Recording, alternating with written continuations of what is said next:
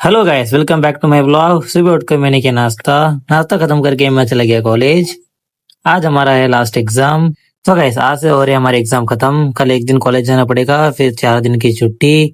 Guys, छुट्टी इसलिए है कि दशहरा है और गांधी जयंती, और यहाँ पे तमिलनाडु में फेस्टिवल है जिसका नाम है आयुध पूजई।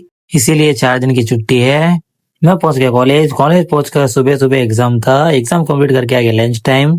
लंच टाइम कंप्लीट करके मेरा दोस्त फोन देख रहा था जो नया लेके आया है BS23 अल्ट्रा। शाम को एक भी लेक्चर नहीं हुआ, फिर मैं और मेरे दोस्त साथ में ही फोन देख रहे थे। और ऐसा आपको बताना चाहूंगा कि आयुध पूजा में होता है, हमारी गाड़ी साइकिल साफ करके उनकी पूजा करते हैं।